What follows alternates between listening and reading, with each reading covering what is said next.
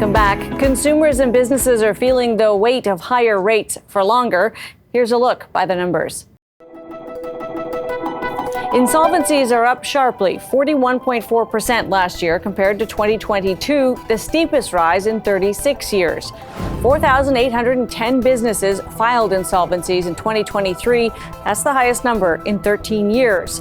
Meanwhile, more than 44,000 businesses simply closed up shop in October alone. Meanwhile, consumers are also underwater, with insolvencies up 23% last year, and that is the fastest rate in 14 years. 123,000 Canadians filed insolvencies last year. That's an average of 337 filings a day. A separate report found the average consumer debtor owed $54,084 in unsecured debt last year, a gain of 10% from the year prior. Credit card debt continues to be a big part of the problem. 91% of insolvencies included credit card balances averaging $17,816. That's a jump of 12.8%. And homeowners are increasingly filing. While still low at 4% in 2023, the rate of insolvencies for homeowners doubled from the year before. Debtors in their 30s make up the highest percentage of insolvencies, accounting for 31.7% of the total. So with record numbers of consumers opting for that worst case scenario, what should people living on the edge do first? Natasha Macmillan is Business Director of Everyday Banking at RateHub.ca. Natasha, thanks for being with us. Thank you for having me. So obviously, if you're filing for insolvency, you're kind of taking control. But is there a situation where you might do something else before you get there? What's your advice to people who are feeling overwhelmed by debt?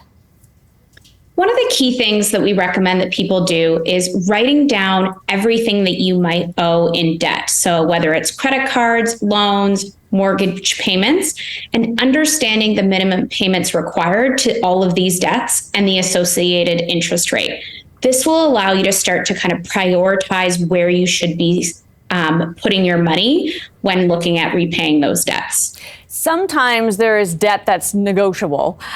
Is that true for most people? You know, we think you're hearing about sort of 30-somethings as being a growing number of people struggling with debt. How much of that debt could actually be negotiated with, and how much is just fixed? So certainly when we look at credit cards, for example, a lot of banks and big providers allow you to kind of engage in a conversation with them. A lot of them offer what is known as low interest credit cards or even balance transfer credit cards, which have great promotions, allowing you to consolidate your credit card debt in this example and pay almost no interest or extremely low interest rates on that debt for a certain promotional period. So that can really help alleviate some of those interest rate costs that consumers will be seeing. One of the realities, of course, is that interest rates have risen. They rose more than many people expected, Natasha, and they've stayed high, of course. There's no way of knowing even when they'll start to fall, let alone when they might get what we might consider low again. What's your advice to people about where they should actually, what number they should factor in? Is it this level? Get used to living with rates right where they are so that anything below it is a welcome surprise? I think it's probably the safest bet to go ahead with that assumption. Start to try and keep your budget in check and identify ways that you can cut costs. Then, of course, if things kind of go down, then you've kind of set up yourself for extra savings. But that is the safest way forward. And just in terms of, we're now seeing a growing number of mortgage holders finding themselves also in jeopardy. Would you expect that number to continue? It's still, we should say, a very small piece of the puzzle, only 4%. It's not a crisis, but it's double what it was a year ago. So we are seeing people who own mortgages, who own their homes, running into trouble. Are they in a different category of advice? I would say they should follow the same advice and just being very conscious of their budget and trying to, at a minimum, hit those payments that are required on their debts. And similarly, of course, for many of them, the renewals that are coming our way is a big focus. Do you think that we will see rising insolvencies on the other side of the renewals that are really going to peak next year? Yeah, the best thing for those seeking renewal is to really shop around, focus on finding the best rates possible. And again, RateHub.ca does a great job in providing consumers with that ability to compare rates across a number of different providers. Natasha, great to have you with us. Appreciate your time today. Thank you so much. Natasha Macmillan is Business Director of Everyday Banking at RateHub.ca.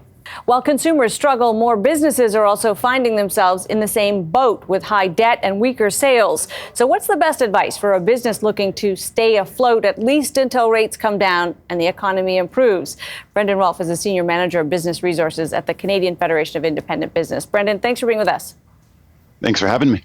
So we know from the insolvency stats that businesses are feeling the pain here. And a lot of them have reported, especially I think some of your members, they're not seeing revenue and sales the way they were pre-pandemic. What's the advice you give to businesses that do want to get through this period, but they don't really know where the other side is?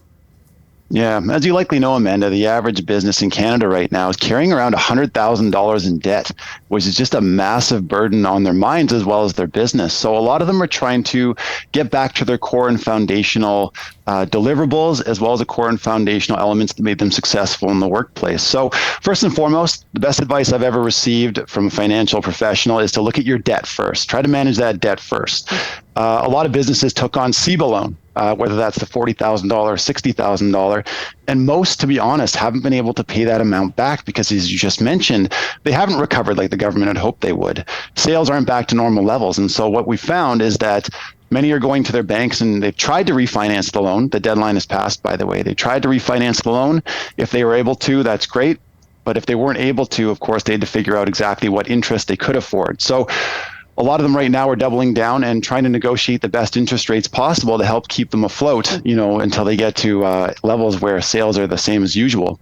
So others are trying to create. Sorry, go ahead. Well, managing the debt, of course, it sounds like the important place to start, because that could actually put you right under, right? If you can't handle your debt, that could be very, deadly to a business. On the other side of the equation, what are some of the advice that you're seeing for businesses that do want to kind of try to juice their revenue back to where it was, and or find cost savings in their business to live with the new revenue reality? Yeah, absolutely. And as far as cost savings go, many are deciding to give up their brick and mortar facilities. So where possible, they are going remote.